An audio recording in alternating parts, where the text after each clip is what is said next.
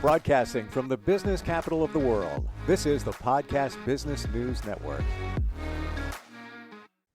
And welcome back, everybody. It really is something that we take for granted every day, driving down the road, the expressway, the freeway, the highway, these big vehicles, the tanker trucks, the big rigs. We take for granted the amount of training that goes into that with the driver, the safety measures, the protocols. And this gentleman here is making it his life's work to make sure that that is safe. He helps a lot of these companies that dispatch these vehicles to make sure that they're safe on the road. I've learned so much in the last couple of months in talking with him. DOTtrainingsolutions.com is his company. Matt Freeman is back with us here on the show. How you doing today? Hey, doing great, Steve. Thanks for having me back. As always, always have a fun conversation here, and lots to talk about and some things to recap on. Hey, before we get started here, I just wanted to say a couple of things. Lost a great coworker over the weekend, Cheryl Bonham. She was a teammate, and when I was an agent with FMCSA, and known her for many years. And when she retired, she came to work for me here with DOT Training Solutions. Great inspiration to our team. Straight cut to the chase kind of gal. You knew where you stood, and just an expert and a friend. I'm going to miss, my company's going to miss, and just a lot of friends out there. If you knew Cheryl, she was a great person, and you always knew where you stood with her. That was the best part about her. So very, very sorry to hear. Yeah. Thanks, And Steve. I'm blessed and grateful I had the opportunity to meet her on one of these podcasts. Yes. And yeah, ball of fire. And just a good vibe that came from her. That's what I detected. Yeah, you knew where you stood at all times. And if I had to run something by her, that's who I'd call, because I knew right where it was going. Yeah. So she set you straight, or she sat and listened to you, and we could talk regulations and compliance all day long, talk trucks, or we could talk about just our daily lives because we were friends. But Yeah. there was never a dull conversation, and you call it and need a 5-minute talk, and next thing you know, it's an hour later, and we've talked about so much. So big inspiration to me, and stood by me for a long time. And there's always that person whenever you wanted someone to talk to, and they could keep you off that ledge. They just someone to listen to you. So Yeah. anyway, I just wanted to put a shout out to her and family and friends, and she will be missed. Yep. Prayers for her and her family. Yes. You mentioned agent, and we haven't talked about that in a long time. Probably only came up maybe the first time we got together. But I want to circle back on that. Your background, and now you work with companies to make sure that they're safe on the road. But you had a whole different role, back in the day. Tell us about that. Well, back in the day, I was working, state and federal enforcement. As a hazmat specialist, I was a safety investigator. Um, it's different, different areas where you work, different, how should you say it, mannerisms, I guess, different cultures, the way you look at things. Some areas were more strict, where there was no leeway, and some were more about education. And what I mean by that, you never go you don't, if you see violations or things out of whack, you know what the rules are. You got to write them up. But there's also methods of going in and writing up those violations, and at the same time educating that carrier, hey, this is what you did wrong, and you don't want to have to come back, because the more you come back, because more they mess up, those penalties can raise. And depending on if you're doing a state or federal case, depending on what agency you're with, on the federal side, those penalties can be high. Wow. And you're looking at federal penalties versus state penalty. You're looking at for example, when I was with the state, you might have $100 penalty, but if it was a federal violation, well, then you might be looking at $1,000 penalty. Just is in comparison. So when I would go in, we'll work with companies, I was there to find everything I could find, make sure, where the compliance was. You're looking at all the safety aspects, from the bookkeeping side to the drivers to the vehicles, you know, your drug and alcohol, making sure that that complies if it was required, with a CDL vehicle or non-CDL vehicle. Um, so it was different. I was an educator as I am today. So when I would find things wrong with companies, I would do my best to explain to them uh, what was doing wrong. Nobody wanted to see an enforcement guy with a badge come in the door. No one likes that. You know, I had a lot of folks that respected the badge and they just wanted you to get in and get out. Mm. Because when customers come in, they see someone sitting there and they find out the DOT's there, it doesn't look good for business. A lot of times they want you to set off, where you're not in the very front room, where people see you. Um, so there was a lot of things to it, on the I've also worked for in the areas to where, the supervisors didn't want you to educate. You were there to look for violations, uh, let them know what's going on, and walk out the door. So it's just a culture depending on who you work for, and every supervisor is different. And some want you to look for certain things. Everybody's got their pet peeve. You of course you're there to find violations. That's what the job is. Um, some things stood out more to others. Certain things your eye would catch more than the next person. Um, so there was lots of different ways, and I never really talk about it, but Mm. it's very interesting on when you go into a motor carrier, how much you find, and it just depends on how hard you looked. You're there to do a job. You have your own checklist. You know what they're supposed to comply with, and anything you see that's not following compliance, that's what you write up. So it's different, and every investigator is different. You're all taught the same way. You're taught to read the regulations and how to do your job. But again, someone might walk in and find 15 things. Someone might come in and find 18 things wrong. So it really just depends on your focus, what you trained on, and what you're looking for. As an agent, did you spend some time, call it in the field, for those type of inspections? Or a lot of times did you go to the independent companies and request to look at their records? Sure. On my side of the house, we did all the internal stuff. I didn't do the roadside as a roadside officer like we've interviewed my staff Sure. in the past. My job was to go to the company itself or the terminals and look at the files and the vehicles and talk about the drivers at that period. So we would go in. I always call it the internal side because you're not roadside. Okay, you're not pulling. I don't have I wasn't didn't have lights to go pull people over. So we would go into the actual companies, uh, when there were issues and go through other things. Well, as we talked before, the record keeping is Hmm. so essential. And if things don't add up, it could lead to an infraction. Um, Cargo tank inspections Hmm. and recapping some of the things we talked about in the past couple of weeks. Um, Break that down for us. How does that happen? Is it an inspection that takes place in the field, surprise inspection? What's going on there? Yeah, sure. So two types of inspections. Like we'll talk about a cargo tank inspection. Yeah, you have your roadside inspection that an officer does. Okay, when he's doing a hazmat inspection, he's doing a full inspection, walking around, full visual inspection on that tank. Okay, that's the enforcement side. Anything that stands out that doesn't meet regulations as required, they're gonna find violations.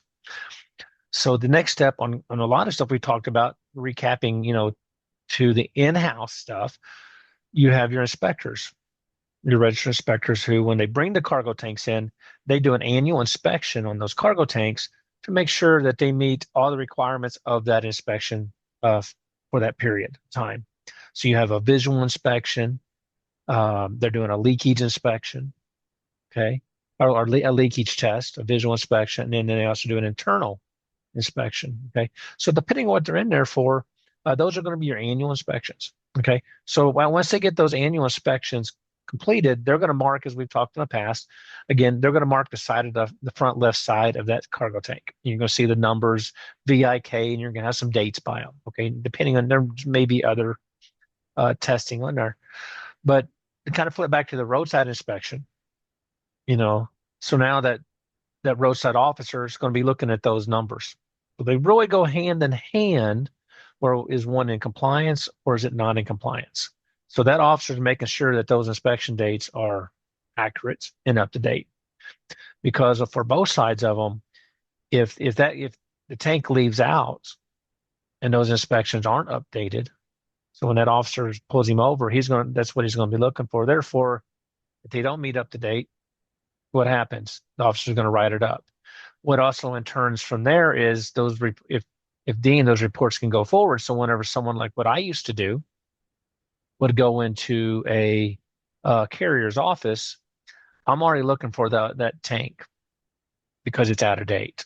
So what would I would do? I would go back and look at those maintenance records to see when that was last done. So we went out. First thing you want to make sure, was it current? Did they go ahead and fix the issue, or do we have a trailer out there running with expired inspections on it? So it's kind of a full circle on the inspection process. And with that, is it yearly, or it really depends on the tank itself? It's yearly. So you have a 5-year test. It's test and inspections, and then you have a 1 year. So one and 5 year, and it just depends on what kind of tank it is, what they're doing to it, what kind of chemicals it's hauling. Sometimes certain tests are deemed every year. It may not be for other tanks. Do a lot of companies hire somebody to do the inspections, or it is from like the DOT comes in? No, on the register inspector side of it, on the actual testing, inspecting of cargo tanks, that is typically done in-house by a registered inspector. Okay. Or they also have what they call mobile inspectors who go around to different companies and do testing on those sites. Wow. So it's both. So that's their job, essentially, just to go and test. Yes. And inspect. Let's go to cleaning. Is it typically somebody on staff that's certified to clean, or do they call somebody from the outside to come in and do that? Well, depending on the facilities, okay, so there are certain deemed areas that are tank wash facilities, and that's all they do. Okay, they clean tanks as they come in for multiple reasons. Okay, for one, because they're getting inspected; two, because they're changing out chemicals, have to have a clean tank so they can put a new chemical in there. So with that said, sometimes it could be in-house. So if you have a big enough shop, they may have their own cleaning station there. A lot of times, I've only seen a few times where a mobile inspector has a mobile cleaning setup and can go do it, which is a pretty impressive system. That's pretty smart there. So he's cleaning, but he's also inspecting. Yes. Hmm. So in order to get into the cargo tanks, you want to have a clean tank. You got to make sure everything is safe, no chemicals or fumes or anything of a hazard in that tank. So they have a system that it is the coolest thing I think I've ever seen. But they have it set up where they have their own water tank, they have a waste tank. So as they're cleaning it out, putting the clean water in to pressurize it and spray it down at a high temperature, it's also coming out into another vac that's on another trailer that that pulls all the dirty water out. So it's impressive. I mean, they literally have their own tank wash on wheels. Wow. I have one customer who has one, and I only know of a couple others out there that's even being used. So it's a pretty neat system. Yeah. You think of cleaning a tank, you got to go into a big wash bay and let the guys jump in and do their thing. But a lot of neat stuff out there. There really is. Oh, what'd you say in that you have to clean it before you inspect it, right? Hmm. Hmm. Yeah. So this guy's got it. He's got the lock on it. Right. The And it, convenience in it in itself, right? and he's a mobile inspector, so Right. he's making sure he's safe no matter what the situation is uh, on that side of it. So yeah, it's a pretty unique. Super I clever. wish I could. Yeah, I wish I could show up, but I can't. Yeah. So we talked about the tank cleaning and the danger involved in that, and the culture surrounding that, the mindset of that, and even some quick examples of you could have somebody on the team drops his cell phone in the tank, goes in there to grab it, and just a second, I'll just hold my breath, whatever, and goes in, and there's dangerous vapors, substances in there, and it could take you out just like that. Um, Yes. there's it's I had no idea that could possibly happen, but it's the same thing, I guess, if you're driving and you look down at your cell phone, just like that. Ah, it'll be second. Yep. Ah, wait a minute. Um, who typically would do the cleaning? It's going to be somebody that's certified in that. That's a specialty.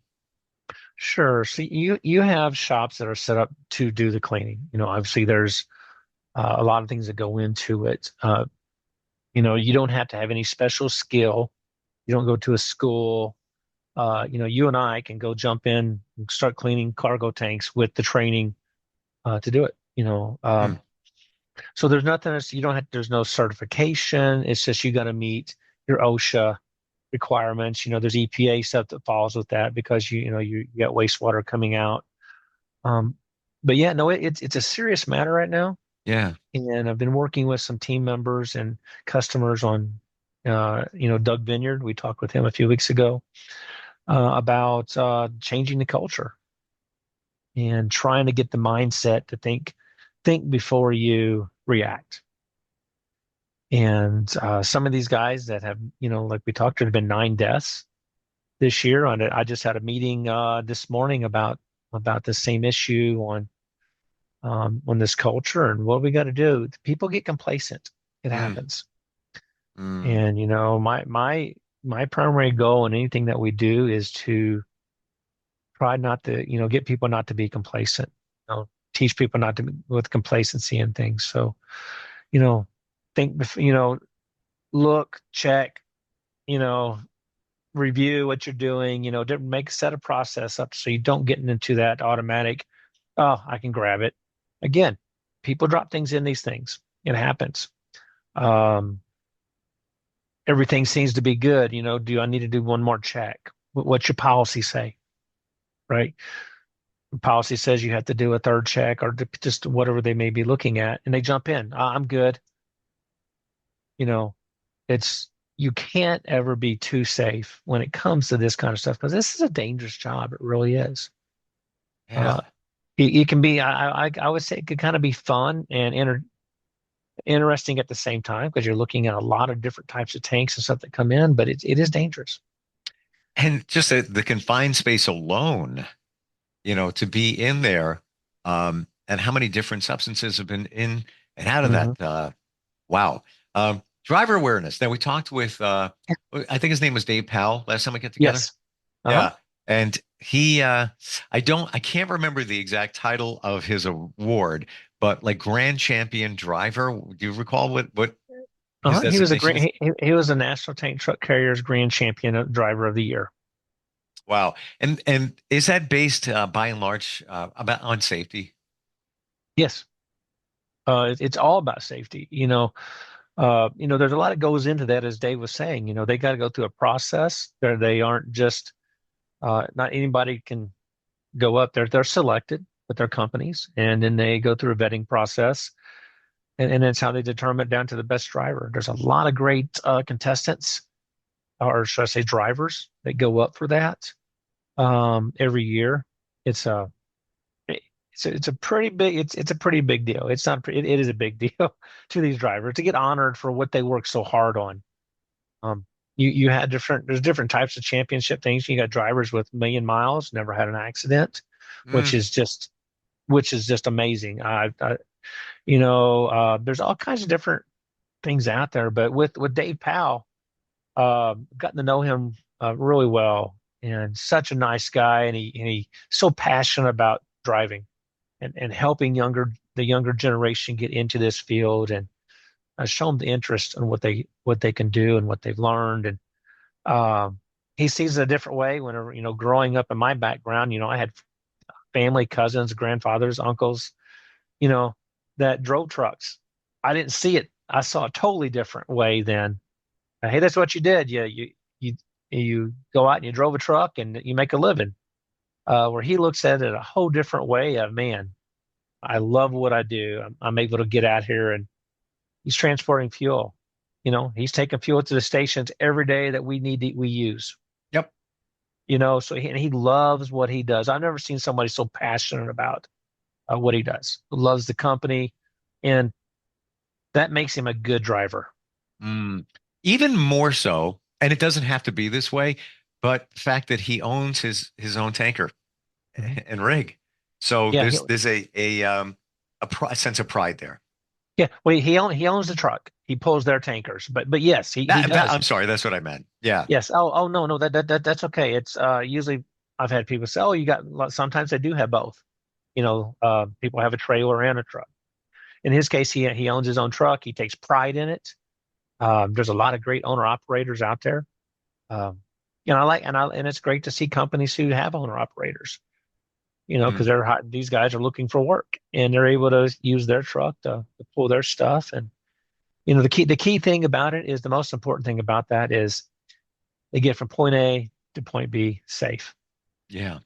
And And interestingly, we talk about, a million miles, no accident. That could be the best driver on the planet, but it's not only him, it's the awareness of the drivers around him that could cause an accident. Or let's yes, say somebody's driving next to a tanker and they're like, "Man, he's not going fast enough." And you get in front of him, then you cause an accident. So it's not just the drivers, not just yeah, the tanker drivers. yeah, it's like we talked here, you got an 80,000 pound rig, regardless if it's transporting a cargo tank, Sure. if it's transporting a big dry van, or what it is. Awareness. You got to be distracted driving. You got to watch there's blind spots. And this is when accidents happen, because a driver may not see you. And there's some really good video out there of diagrams on where your blind spots are. Mm. I've learned that, even when driving around with my wife, if I get along a truck, I don't want to be beside that big truck very long, because he may not be able to see me. And how many times have you been next to a truck and the guy starts to come over, and a few choice words come out your mouth, but then you got to realize he really didn't see me.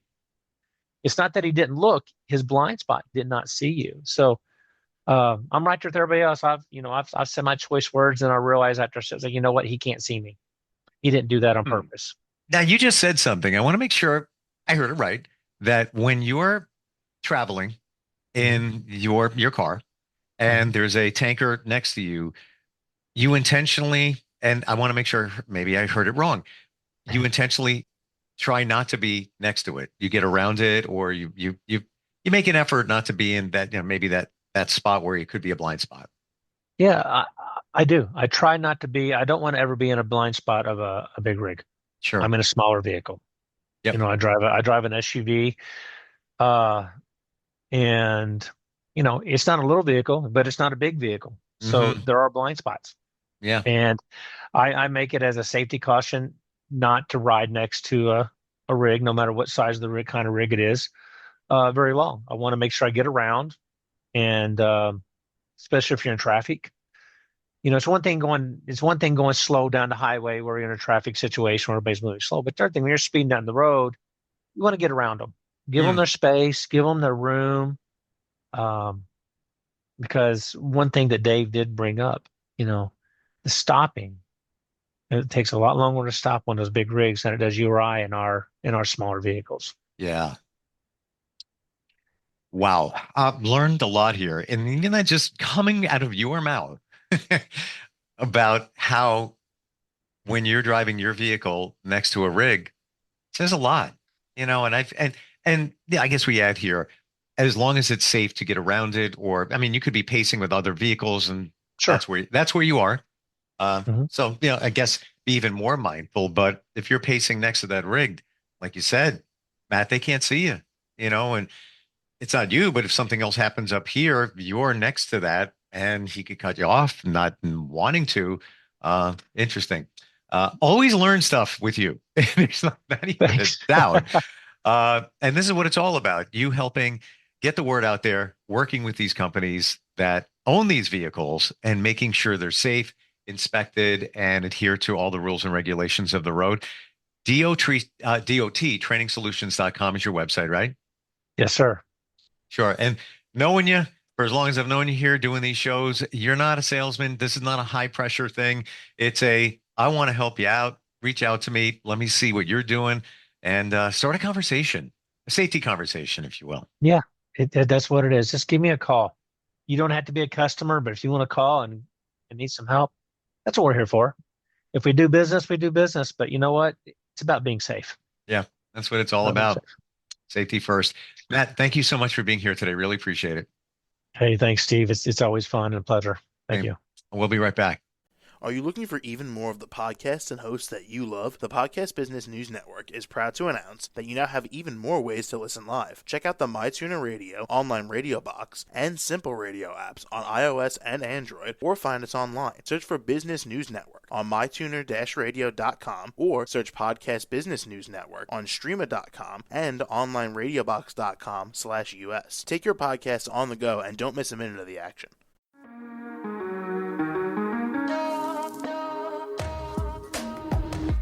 Broadcasting from the business capital of the world, this is the Podcast Business News Network. For nearly 2,000 severely injured veterans, everyday life has become filled with barriers. Day-to-day simple tasks can become pretty daunting. I have to carry my chair up 2 flights of steps or have somebody do it for me. What scares me the most is just the falling. When I'm struggling with my house, I think, to have that one great barrier just knocked down, it's crucial.